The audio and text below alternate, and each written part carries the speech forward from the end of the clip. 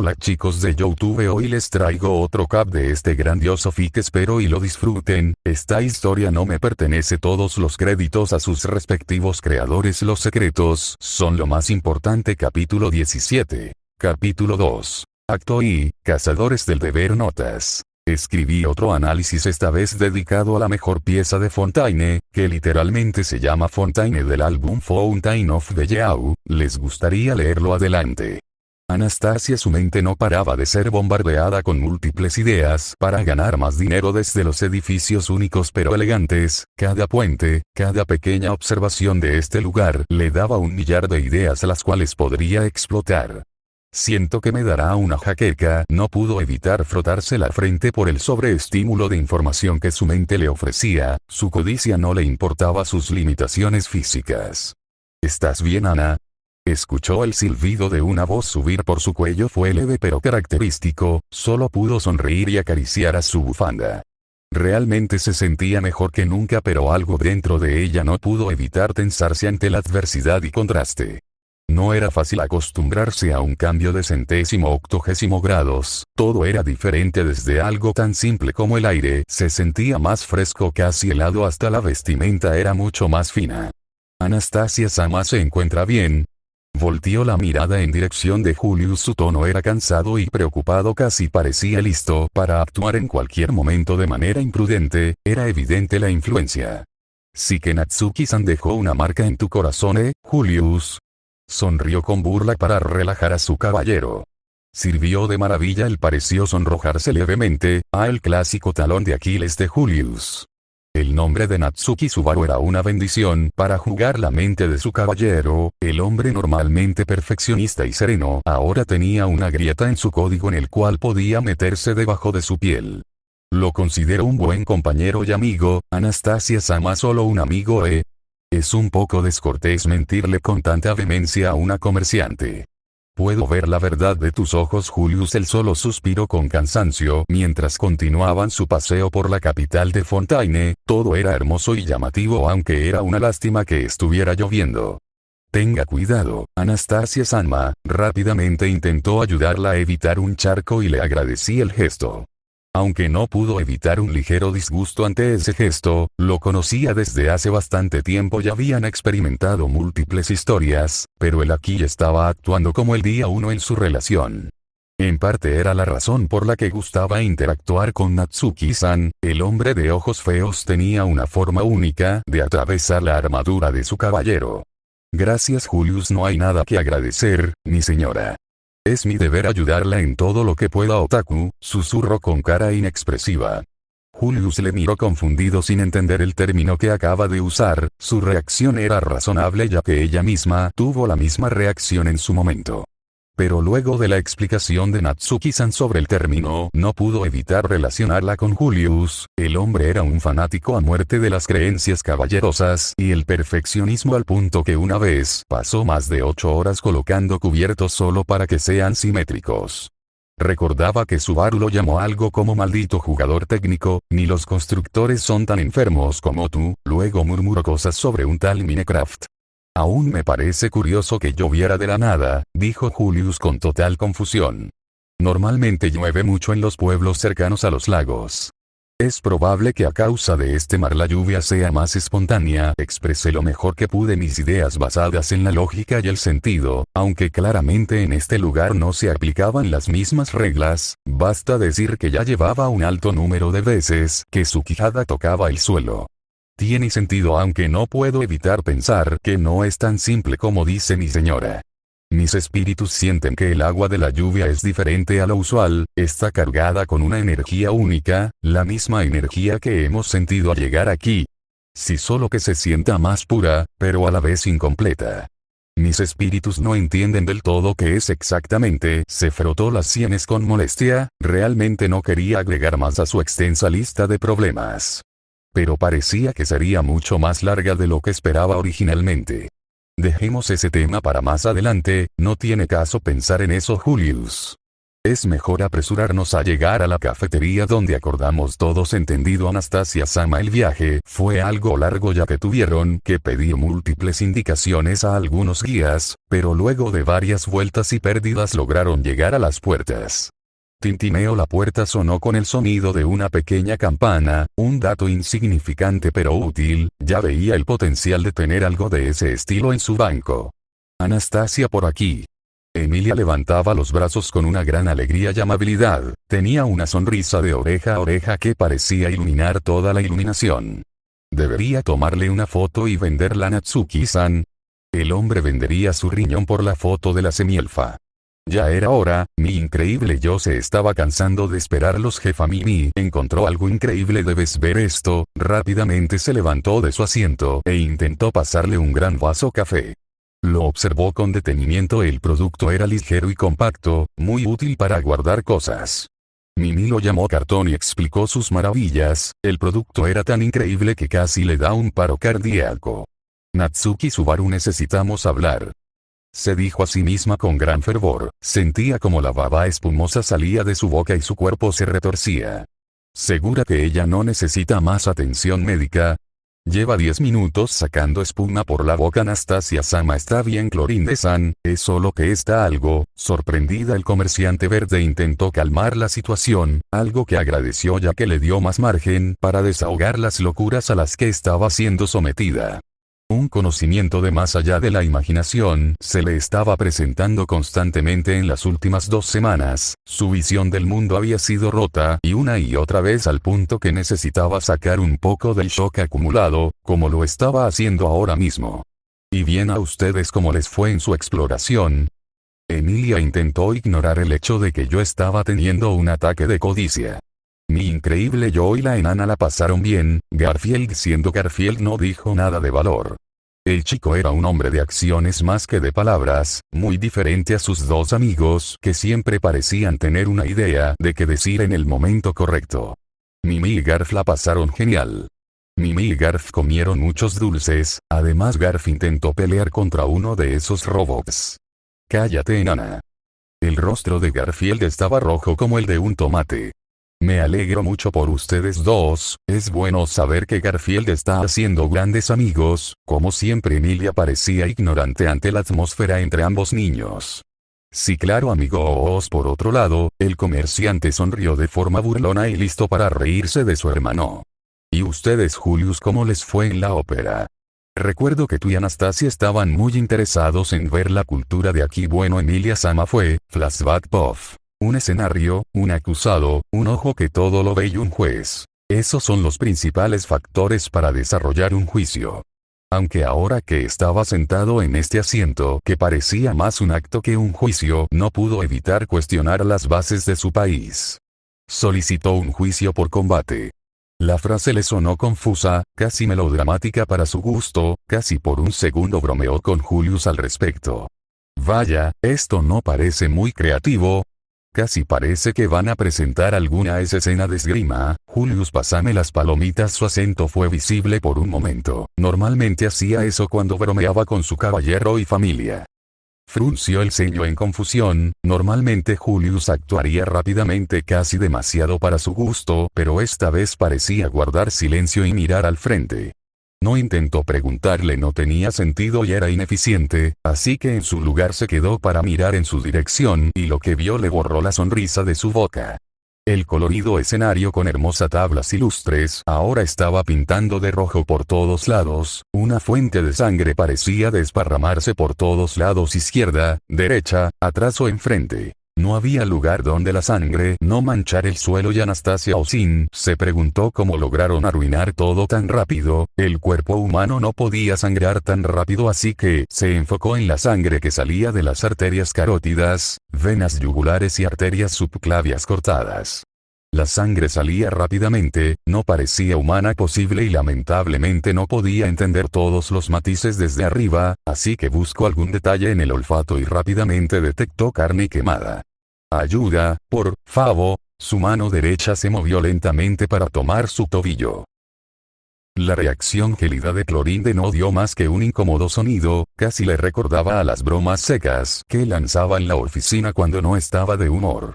Al final simplemente pateó con un poco de fuerza su pie para zafarse y solo lo vio de reojo antes de pasar a su lado para después caminar fuera del escenario. Fue bastante chocante el tono tan drástico que acaba de observar. Un hombre se estaba desangrando en medio del escenario, agarrándose la garganta de manera desesperada mientras intentaba que la sangre no llenara su tráquea. Por favor, se los ruego, pero nadie subió al escenario para ayudarlo. Simplemente se quedó desangrándose bajo los reflectores mientras todos se le quedaban viendo, incluso algunos sonrieron casi orgullosos del acto y aplaudieron. Fue indudable siniestro la verdad, ya que debajo de ese telón se encontraba un ser humano. No la malentiendas, no sentía nada al observar a un hombre desangrarse mientras suplica clemencia, pero esto, al menos ella lo seguía viendo como lo que eran humanos con sueños, familia, recuerdos y esperanzas. Pero esto fue incómodo, observar tal nivel de deshumanización no le sentaba bien a su psique. Vámonos Julius y mi señora. Punto de vista actual. Anastasia, ¿estás bien? El rostro de Emilia demostraba pura confusión. ¿Eh? Oh sí, por supuesto, sonreí ajena al hecho de que hace menos de unas horas acaban de aplaudir a un hombre moribundo. Lamento que hayas tenido que ver eso, dijo en un tono profesional Clorinde. No hay nada de qué disculparse Clorinde-san, simplemente fue una sorpresa. No tenía interés en mantener malas relaciones sociales con su supervisora y actual protectora, aunque luego de ver el juicio puede que tenga que tenerla más a la vista. Bueno, ¿y tú qué hiciste, Emilia-san? Necesitaba cambiar el tema de la conversación. Oh bueno, Otto y Clorinde fuimos a un lugar llamado Club de Juegos de Rol de Fontaine, fue muy divertido si te soy sincera, aunque creo que no me gustaría ir ahí de nuevo. Además conocimos a una chica muy alegre, se llamaba Navia. El rostro de Emilia y Clorinde parecían sonrojarse de vergüenza, curioso por lo menos. Algo en su instinto de comerciante le pidió que descubriera más, se arrepentiría de eso. Interesante, cuéntame más, Emilia. El sol caía bajo la luz de la playa, el ambiente era relajante y etéreo, casi podría considerarse como algo imposible por lo irreal que parecía todo. El olor salado le gustó de cierta forma, era único pero refrescante y le hizo cuestionarse qué otra clase de experiencias podría faltarle experimentar en este lugar. Realmente era una total sorpresa todo esto, e incluso con ya varios días para procesar todo a su alrededor aún no podía evitar sentirse nerviosa. No pude evitar pensar en Subaru y cómo afronta esta situación. La curiosidad, la calcomanía, quería saber qué clase de vida llevaba aquí, podría conocer a sus padres. ¿Cómo será su casa? ¿Le agradaría a los padres de Subaru? Esa clase de preguntas parecían llenarle la cabeza. ¿Estás bien? Una mujer de melena rubia y rizos le sonrió aunque parecía genuinamente preocupada por ella. Sí, simplemente estoy algo nerviosa en esto. Sabía que era una mala mentira, pero realmente no tenía muchas ideas de qué más decir. La mujer pareció querer decir algo más pero al final lo descartó con una sonrisa perspicaz. No quería admitirlo pero parecía que incluso una desconocida podía mirar detrás de sus mentiras. ¿En serio era tan mala mintiendo? Si no sabes qué nombre usar te recomiendo simplemente usar tu nombre. Yo hago eso a veces cuando soy demasiado perezosa como para elegir un nuevo nombre, dijo mientras sacaba la lengua y le daba un guiño juguetón. Gracias, supongo que seguiré tu consejo y llamaré mi ficha de personaje como Emilia, solo Emilia, entendido. Con eso sería todo. ¿Necesita agregar algo más? No, gracias, Clorinde. Estoy bien. Ella solo asintió y preparó el guión que estaba a punto de contar, por lo que logró comprender en este juego era uno donde cada uno tenía que interpretar un papel de alguien, una máscara de otra persona pero sin dejar uno mismo. La idea la intrigó en el momento en el que la escuchó por primera vez mientras paseaban por la fuente de la capital. Al final logró convencer a Clorinde que le permitiera probarlo con la ayuda de Otto. Ella al final se encogió de hombros y los llevó al gremio de Club de Juegos de Rol de Fontaine para registrarnos y pagar una membresía. Se sintió un poco mal obligar a Clorinde a pagarlo pero no disponía de dinero para hacer algo. ¿Que te sientes mal porque yo pague esto, Emilia Sanma? No tiene nada de malo sentir esa clase de emociones, es natural, pero, como dije, es natural y es una reacción humana. No hay necesidad de que le da muchas vueltas, después de todo es mi trabajo enseñarle todo lo posible de Fontaine. Al final ella demeritó su gasto innecesario como algo de su trabajo y decidió enfocarse en elegir un guión de lectura. Fue extremadamente exhaustiva, casi le dio un poco de miedo lo increíblemente seria que fue en el acto. Esto no sirve, es demasiado plano, los escenarios son simples y sin detallar, la introducción aunque original carece de desarrollo y se estanca en una brújula de falta de moral fija, las acciones deberían tener consecuencias. Clorinda es solo un juego, ¿no cree que se lo está tomando demasiado en serio? Otto parecía algo incómodo y nervioso a la hora de presentar su opinión. Es completamente normal lo que estoy haciendo, señor Suen, es más, siento que me lo estoy tomando demasiado a la ligera. Su tono de voz era tranquilo pero sus ojos parecían decir otra cosa. Otto no volvió a opinar al respecto, casi parecía temer por su vida y de hecho tenía la misma expresión que le mostró cuando bromeó sobre lo cercano que eran Furina y Subaru. Ahora tenía ganas de golpear a Otto pero no entendía el por qué. Antes de comenzar, ¿qué clase de modo de juego quieren jugar? ¿El modo fácil donde varios enemigos no aparecerán, donde tendrás más vida y donde tus acciones siempre acertarás, o el modo cazador del deber donde la gran mayoría de enemigos estarán disponibles, tendrás probabilidades de fallar en tus acciones y tus acciones tendrán consecuencias para la historia? Ambas opciones me gustaban, eran complejas pero agradables. Si era sincera, ella prefería el modo normal. Había aprendido de Subaru que los riesgos siempre trae recompensa y satisfacción. Y ese modo de ahí. Navia exclamó con culpabilidad y exageración, le recordaba a cierto chico de ojos hermosos. Señorita Navia, le pido amablemente que no grite, la escucho perfectamente y el modo que señaló no creo que sea de su interés. El tono de Clorinda no dejaba tema a discusión, pero parecía que Navia no le importó. Déjame ver, no, la respuesta fue contundente y seca, casi al punto que le hizo sentir mal por Navia e incluso pensó en consolarla como Subaru, solo para que lanzara esa idea por la ventana cuando vio como Navia le arrebata la hoja a Clorinda y leyera en voz alta. Modo masoquista es un modo de juego donde aparecerán todos los enemigos harán un 50% más de daño, tendrán sistema de comida, cordura y donde tendrán consecuencias en sus acciones de manera permanente. No es recomendable elegir este modo de juego para personas nuevas o si son tradicionales, ya que este modo es extremadamente cínico.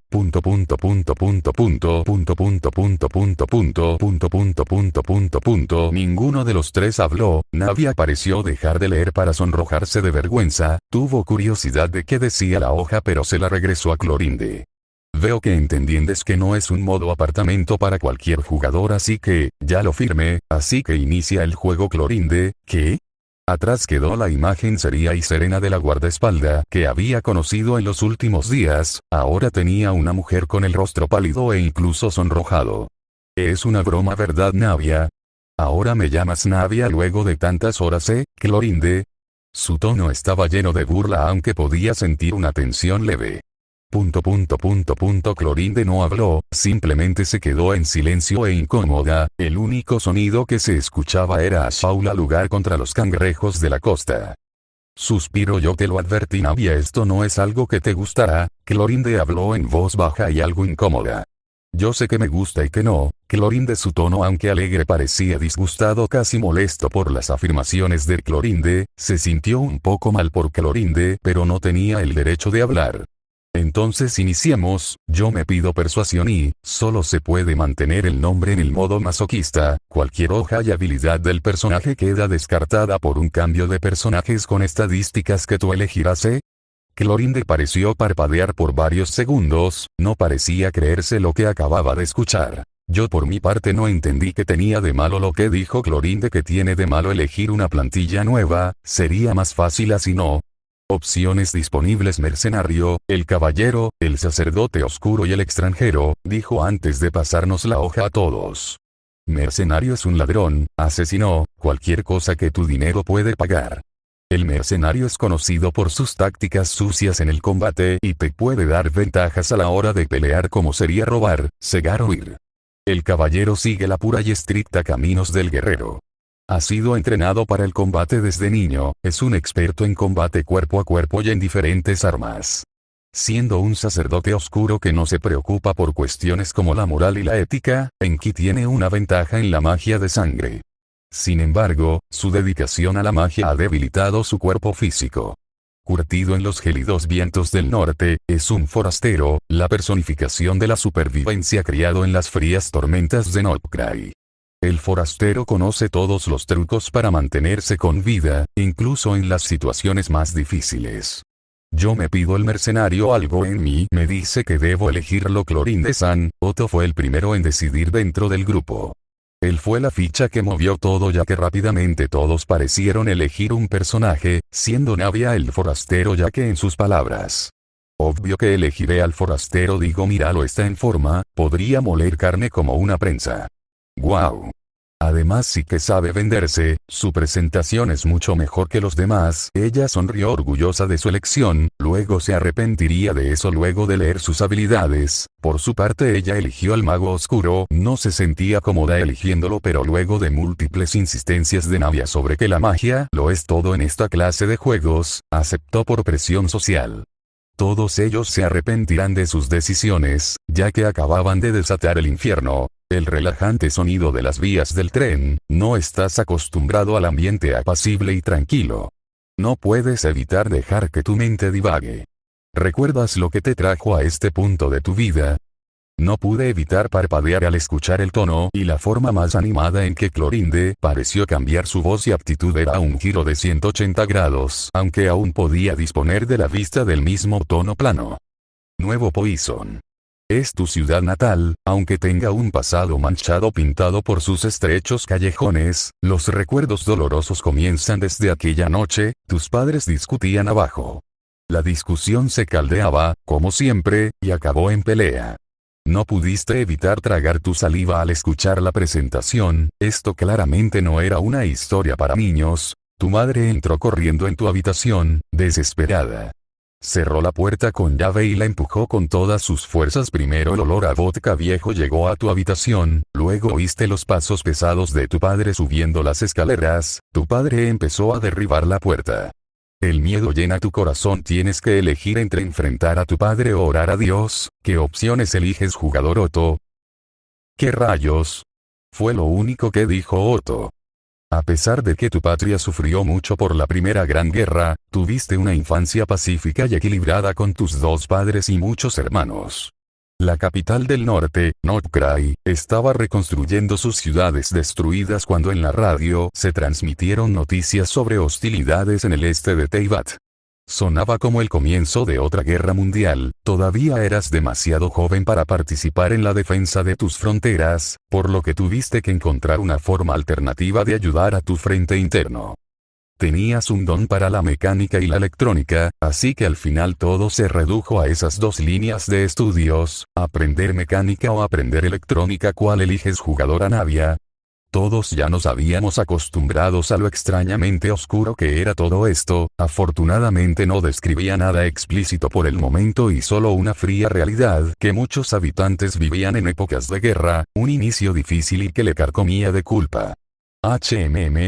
Creo que elijo mecánica. Aprendes lanzamiento de llave. No sé por qué un título universitario de mecánica hará que puedas lanzar una llave, pero bueno, el mundo es complejo, así que alégrate que tus 3 años de estudio sirvieron. Te odio, Clorinde. Navia miraba el suelo de manera derrota. De 3 años de estudio de su personaje, este solo aprendió a lanzar una llave. Como eras el hijo mayor, tenías el hábito natural de cuidar a quienes te rodeaban. Alégrate, Navia, al menos tu personaje tiene una buena vida. Dije intentando hacerle sentir mejor consigo misma. Muchos de sus parientes cercanos marcharon a la batalla y nada podría haberlos frustrado más que su incapacidad de ayudar a la gente de manera más directa. Ya habías alcanzado la edad adulta, pero debido a tu experiencia en ingeniería, tu papel en el frente interno era más importante que lo que podrías haber logrado en el campo de batalla. El frente interno también estaba sumido en el caos. Alguien tenía que intervenir y cubrir a todos los hombres desaparecidos que ahora morían lejos, en campos de batalla remotos. Tus anchos hombros podían soportar la carga y la creciente carga de trabajo. Tenían que hacerlo, porque si no eras tú, ¿quién? Un pequeño escalofrío le llegó a su espina dorsal, la forma en que describió esas palabras parecían estar llenas de un peso invisible que no podía entender. Una noche particularmente tormentosa, mientras regresabas a casa después de una jornada de 12 horas, te topaste con un hombre extranjero en un callejón empapado por la lluvia. Una fría noche, la verdad, sientes tus huesos humedecerse casi como un miedo primordial corriera por cada nervio de tu cuerpo. Sientes tu respiración acelerarse mientras escuchas los ladridos en la lejanía, sientes que tu corazón va a explotar, los ladridos se escuchan más cerca, no puedes correr todo el tiempo, lo sabes muy bien, pero aún lo sigues intentando. ¿Por qué huir cuando lo inevitable terminará sucediendo? La respuesta es tan simple que no necesita ser cuestionada: no quieres morir. No parabas de temblar ante la narración de tu personaje, no sabía qué hacer o qué decisión tomar. Debía seguir huyendo. Debía pelear. Debería gritar por ayuda. Continúas corriendo, las plantas de tus pies se sienten muy calientes, un pequeño consuelo que te recuerda lo que significa estar vivo. Los ladridos se escuchan más cerca, puedes sentir cómo tus tímpanos duelen por los constantes ladridos que se escuchan a tu espalda. ¿Qué debes hacer para seguir corriendo? Luchar por la esperanza de ver un día mejor. Orar a Dios. ¿Qué opción eliges, jugadora Emilia? El silencio se marcó en la playa, nadie hablaba y todos esperaban una respuesta de su parte. Si era sincera consigo mismo, no tenía ni idea de qué hacer o cómo actuar, ella misma no sabía cómo reaccionar, pero decidió confiar en lo que haría su caballero, el cual elegiría luchar. Elijo luchar por la esperanza de un día mejor. Decides dejar de correr, lo que te lleva a darte cuenta que las plantas de tus pies queman. El calor que tanto apreciaste hace un momento fue un indicativo que tus piernas no podían aguantar más. Una decisión correcta, ya que si hubieras continuado probablemente hubieran colapsado. Los lobos están detrás tuyo, te han alcanzado, pero en lugar de temblar o orar decides lanzarte con uñas y dientes, rasgando carne, rompiendo huesos, gritando sin parar hasta que toda tu visión se pinta de rojo y antes de que te dieras cuenta estabas en el medio de un terreno carnoso, todos están muertos y solo tú has logrado vivir. Has logrado adquirir grito de guerra, felicidades, parece que pelear a muerte te ha permitido aceptar tu lado más brutal. Los tres caminan por las calles empedradas, la niebla nubla su juicio. No saben dónde se encuentran, pero una cosa es seguro: deben proteger a cualquier sobreviviente en la ciudad. Es su deber como cazadores fantasmales, corren por los tejados sintiendo como el agua se introduce en sus botas de cuero. ¿Alguien tiene la sensación de que algo muy malo está por suceder? Navia no pudo evitar decirlo. Yo solo puedo mirar el tablero y rezar que todo saliera bien. No quería volverse a romper la pierna por pisar una losa desgastada, ya habían sufrido mucho para conseguir suficientes medicinas para que se recuperara. Los minutos pasan, la niebla se hace más espesa al punto que solo puedes mirar a unos pocos metros enfrente de ti, incluso ver tus manos se ha vuelto una tarea complicada.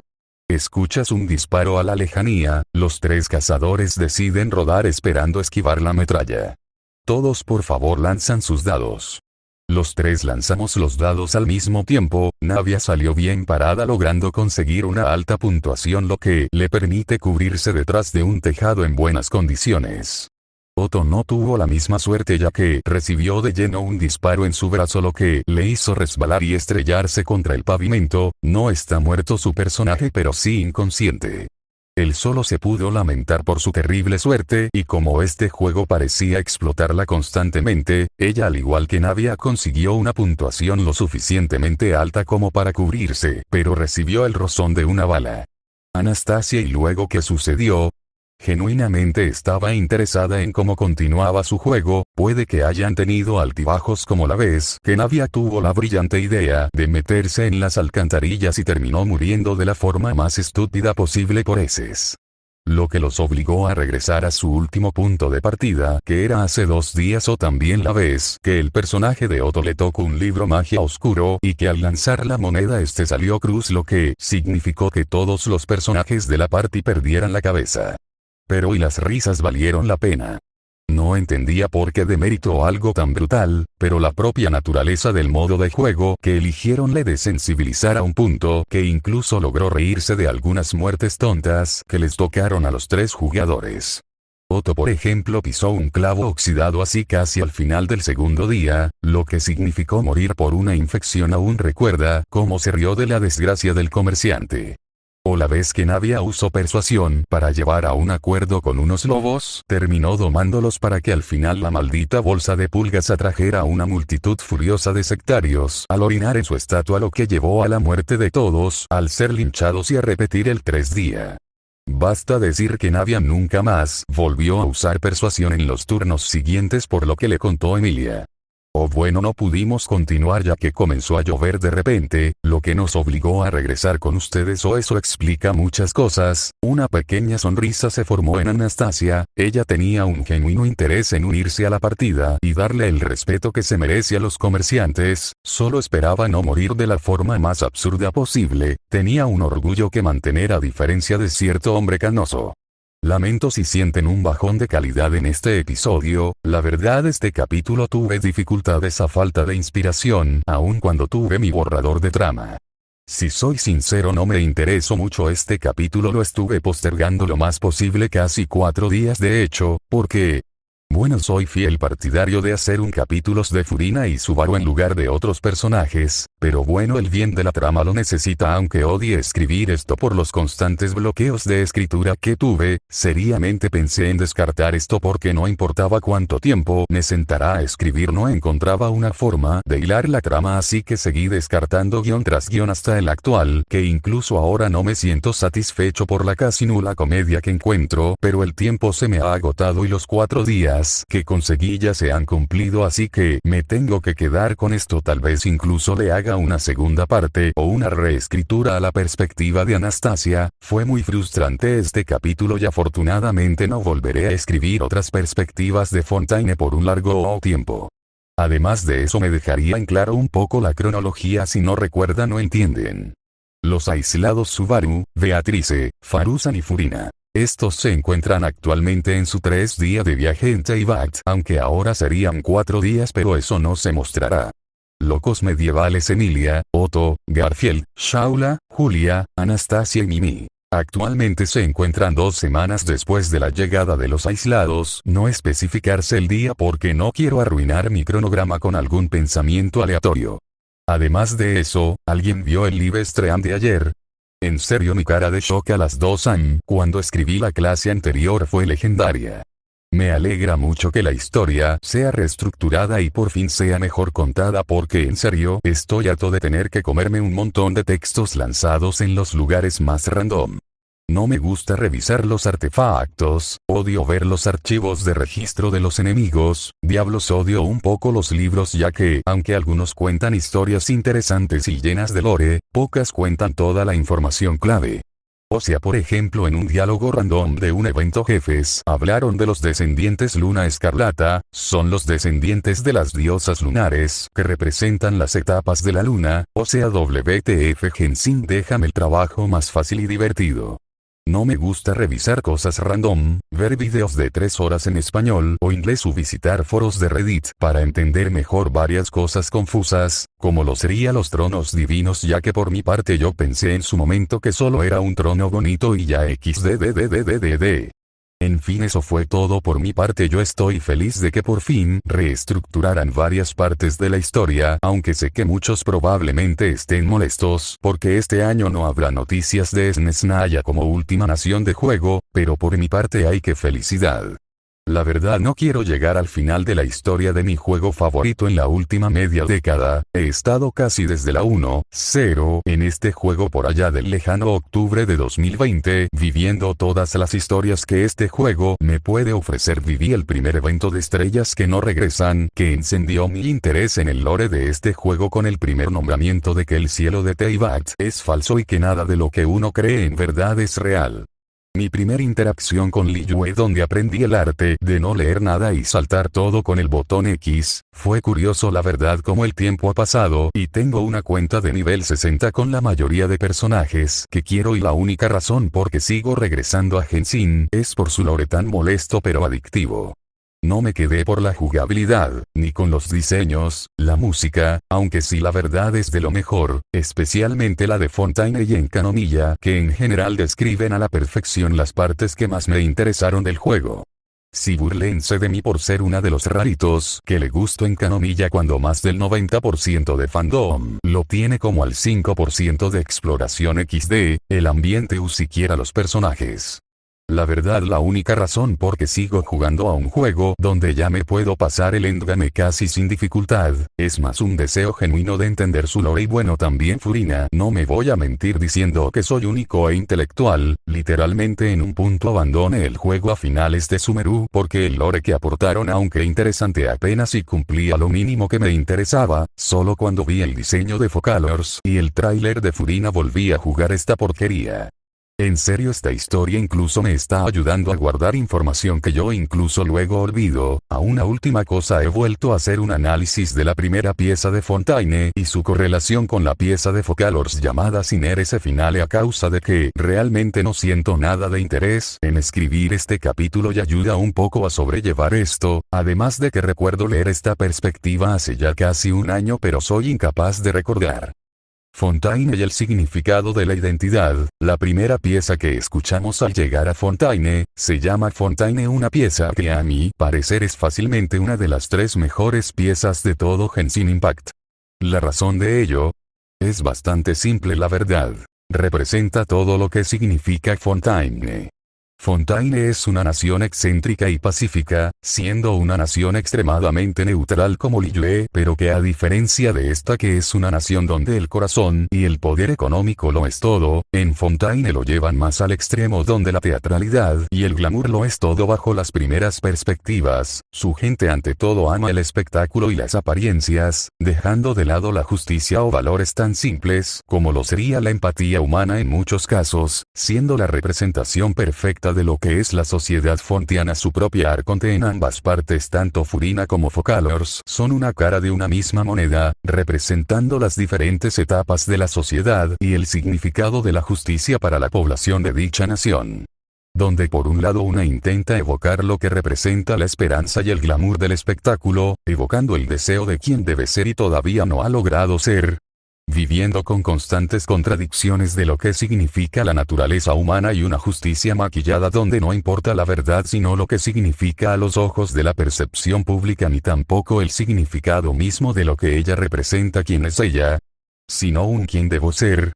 Algo que es evidente en muchos personajes que distan entre una ilusión de la imagen que quieren evocar como lo es Navia, con una actitud segura y alegre aunque por dentro pase por momentos depresivos, autocríticos e incluso depresivos, como lo deja notar en su misión legendaria. Clorinde por otro lado representa el ideal completo de ver tanto todo su propia vida girado en torno en cumplir con un papel de proteger, cuidar y velar por el bien común, aun cuando claramente este papel la deja aislada. En su misión legendaria podemos explorar más facetas de ella como humana y no como la verduga de Fontaine, donde se le ve que disfruta en secreto de juegos de rol, disfraces e incluso picnics con Navia, alguien mucho más sencilla de la imagen que representa ante el público. Arlecchino es otro caso donde da la ilusión de poder y peligro, aun cuando en secreto tiene un amor ferviente con todos los hijos del orfanato, teniendo en constante vista a Freminet al temer que sufra algún daño y buscando apoyar constantemente para que consiga la confianza que nunca logró crear en sus primeros años de vida.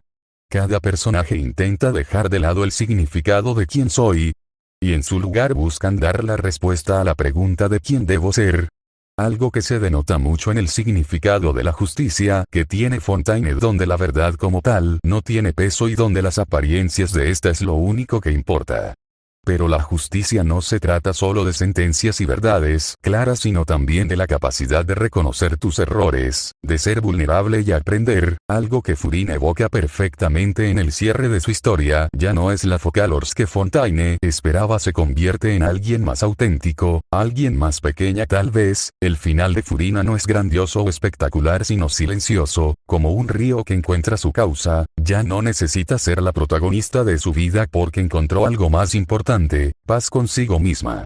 Focalors por su parte representa todo lo que significa la voluntad humana y un deseo de identidad definido, un deseo que deja entrever que la identidad y el deber no son algo inconexo ya que pueden vivir en armonía. Focalors aún siendo solo un cúmulo de recuerdos y energía divina sin ser ya catalogada como humana o dios a falta de un alma que le permita vivir como tal, al final es solo un cúmulo de conocimientos, pero incluso con eso ella es totalmente capaz de mostrar una serenidad y símbolo de identidad tan firme que deja pálido a gran parte del elenco de Fontaine, que busca constantemente vivir alejado de lo que representan en lugar de que deben ser. Focalors logra vivir como lo que es, aunque cuando es solo una sombra de lo que alguna vez fue, incluso en últimos momentos de vida, demostró el significado de lo que representa la voluntad humana, al sacrificarse por su gente y entregarle el poder que originalmente a Neuvillette como dragón hidro. Ambas partes del arconte representan un camino de identidad y significado de la naturaleza humana donde una parte se ve atada a lo que representa la verdad justicia y no la verdadera justicia que solo logra evocar al bajar el telón de su acto, una justicia e identidad que se basa en la imagen que uno muestra al mundo, un deber que todos tenemos como individuo y donde muchos tienen la idea de que uno mismo no puede ser el deber y el quien soy.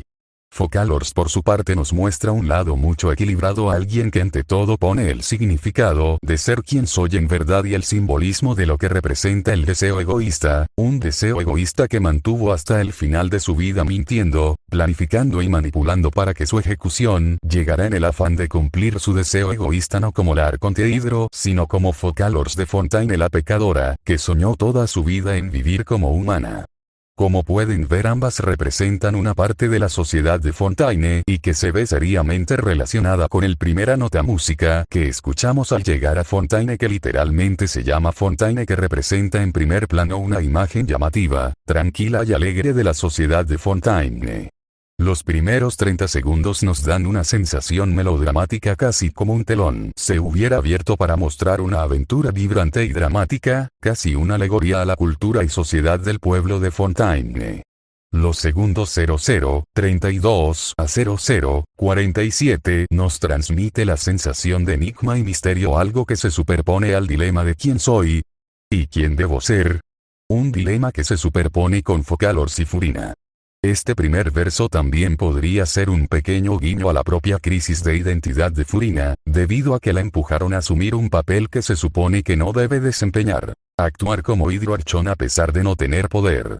La forma en que lentamente se calma la nota hasta el minuto 1:03 con unas últimas 3 teclas menores, casi como si se hiciera un consenso entre la tranquilidad y el caos de las mentiras. Que se presenta con una nota clásica en la presentación de Furina al inicio del primer parte del acto, un llamado el prólogo de una danza solitaria, enfatizando principalmente una imagen de realeza, el drama y la actuación que siento que se implica con el sonido de un arpa. Tuvimos la primera impresión de que Fontaine es una nación muy pacífica con un sentimiento de realeza. Sin embargo, eso no disminuye la forma en que se representa el agua aquí. Tranquila, pacífica, sin agua de mar primordial. Solo una nación tranquila y pacífica que se ve envuelta en giros llenos de misterio sin importancia, solo para que en el minuto 2:24 se escuchen las primeras tonadas del fuerte Meriopide, donde se deja en claro que esto no es un juego como se nos presentó y que algo más grande. Así que descendemos en la prisión con un sentimiento de opresión en el pecho, algo que siento que la arpa del minuto 2:37 deja en claro y que termina llegando en su clímax 2:55 con los coros de voces que casi parecen dejar en claro las dudas que todos sienten ante el papel de Furina como arconte y su identidad. Esto termina por explotar en el 3 minuto, que suena demasiado parecido a la pieza que se escucha en el segundo, que Furina es sentenciada a una ejecución, y que termina de estallar en el minuto 3:28, cuando el narval aparece en medio del juicio con el énfasis más lento en el ritmo, como las percusiones y las trompetas parecen destacar. El minuto 4:10 casi parece mostrar el desenlace con la aparición de Focalors y dejando las puertas abiertas para la llegada de la pieza de Sinners Finale que parece suponer poner una imagen mucho más silenciosa donde no hay aplausos o trompetas que dejen en claro ese drama, sino parece cautivar el significado más profundo de identidad y amor casi como si representara el camino que tomaría Furina, un camino que le daría paz, que por cierto es mi tercera pieza favorita de todo Genshin Impact, aunque eso será tema para otro análisis. Es evidente como la pieza intenta evocar sentimientos de drama y misterio que evoca principalmente Fontaine, una nación que antes parece perdida bajo las corrientes de las verdades y el significado de la justicia. Una justicia tan confusa que no deja parangón para que los personajes acepten su identidad y comprendan que deben aprender a vivir bajo la identidad que ellos en verdad son, en lugar de algo que no son. Si tuviera que poner un ejemplo perfecto de la evolución de un personaje y cómo la justicia y el deber se entrelazan para dejar en claro que no lo son todo sería Neuvillette.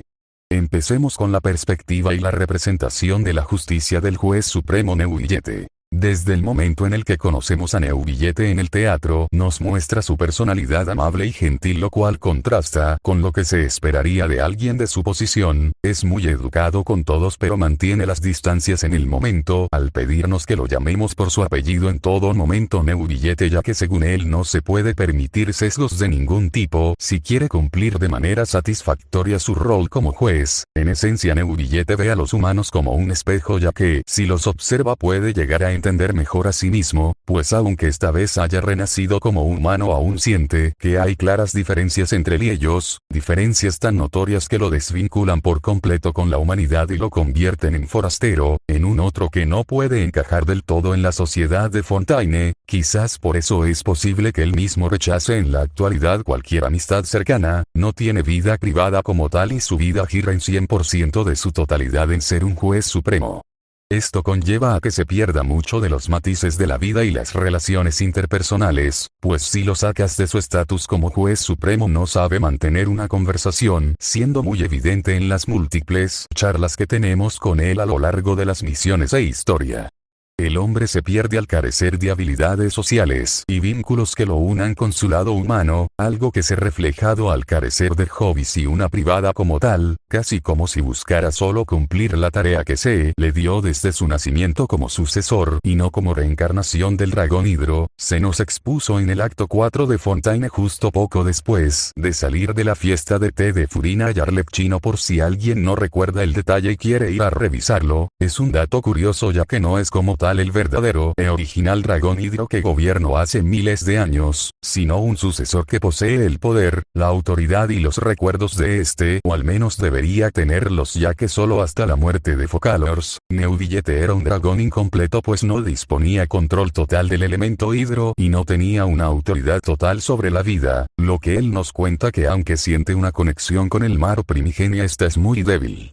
Él intenta ante todo cumplir su destino y misión que se le encomendó en su constelación, curioso por lo menos ya que su constelación se llama Leviatán Judicator, que procede del latín y se puede traducir como el Leviatán que juzgará, curioso por menos que el propio nombre ya que esta presenta lo queja implícito que Neuvillette está obligado a juzgar en el futuro y no habrá manera de escapar de este destino. Además curioso por lo menos ya que normalmente las constelaciones están ligadas a las visiones que otorga Celestia como el ojo que todo lo ve, algo que representa el camino a seguir por el individuo y uno que no puede escapar.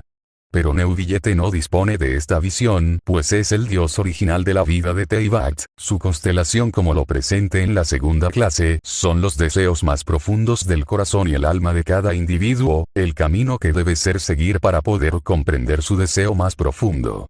Algo que naturalmente en el caso de Neuvillette, que su deseo es entenderse a sí mismo y llenar ese vacío existencial y físico que sufre a lo largo de toda la historia de Fontaine, algo que termina explotando en el acto final de la misión principal donde se encuentra con Focalors en la analizadora cardenalicia para juzgar los pecados de Fontaine. El deseo genuino de vivir como humanos, de caminar por tierra y poder amar, un deseo que debía ser juzgado por el juez supremo Neuvillette, es evidente que él mismo esperaba y sentía la necesidad de actuar con imparcialidad ya que su misión y destino dictaban que debía ser imparcial ante todo. Un camino que la misma Focalors le mostró hace 500 años cuando le invitó bajo una carta bajo sus palabras, le reservará el mejor asiento en la más grandiosa ópera, unas palabras que no cobraron mucho sentido hasta que le llegó el momento de impartir el juicio final a la gente de Fontaine. Lastimosamente, tras haber convivido con los humanos por más de 500 años a la vez, sigo testigo de sus momentos álgidos, de sus momentos más bajos, al haberlos conocido y darse cuenta que son seres complejos con emociones, ambiciones, sueños y vidas plenas. Neuvillette fue incapaz de declararlos culpables en el momento de la verdad, siendo a mis ojos el primer paso en su camino de identidad, y que luego podemos observar cómo termina de florecer en el epílogo del acto final de Fontaine, donde al recuperar la parte de su identidad que le faltaba fue capaz de comprender por completo quién debía ser, en lugar de quién debo ser. Ya que podemos en las notas de voz, cómo es capaz ahora de tener una charla normal y alejada del tema de su rol de juez supremo, e incluso bromea sobre que le parece gracioso de cómo algunos arcontes fingen llevar visiones para poder usar sus habilidades elementales a vista pública. Al final de su historia, como pudimos ver, logró entender que la justicia no se trata solo de ser imparcial, que a veces el bien y el mal no son todo, como se dio a entender en la conversación entre Focalors y Neuvillette. Hablando de ese concepto, siempre he creído que su sentido radica en buscar la existencia humana en sí misma. Focalors sonrió con serenidad, casi como si lo que estaba a punto de decir fuera la verdad más obvia del mundo.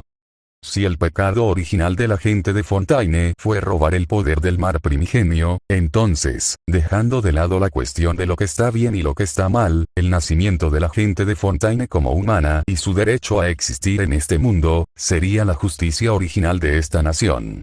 Es decir, el concepto de justicia que concebí Egeria era la existencia, y para mí significa la continuidad de esa existencia. Así pues, romper con la profecía para que la gente de Fontaine siga viviendo es la justicia que ahora mismo está por encima de todo. La arconte Hydro levantó la mirada lista para terminar su petición. Tanto yo como la gente de Fontaine llevamos muchísimo tiempo cargando con este pecado, oh juez supremo Neuvillette. ¿Cuál será tu veredicto una vez que hayas recuperado todo tu poder de dragón elemental?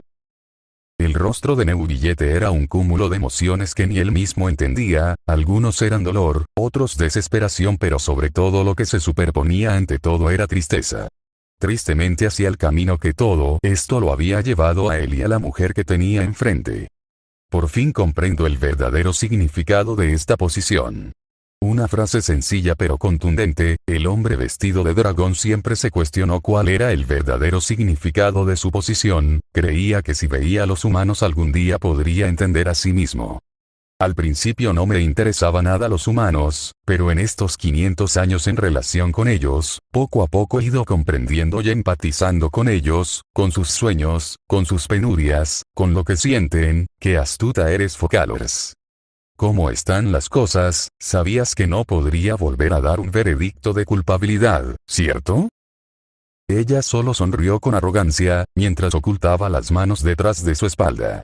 Bueno, ese es mi análisis y la verdad ahora que leo esto me doy cuenta que soy un fanático a muerte de Genshin Impact a comparación de Re. 0xd, no sé cómo sentirme al respecto. No es que odie Re. 0 o algo, pero fuera de Subaru y unos pocos personajes no soy muy fanático del mundo de Re. 0. La mayoría de los personajes no son tan interesantes o evolucionan de una forma interesante, aunque esto se debe más a que Subaru evoluciona a un ritmo alucinante por RBD y deja a los demás atrás. No son su culpa no evolucionar en el periodo de horas o días en comparación de Subaru, que parece vivir semanas o varios días en lo que a sus ojos son solo un momento.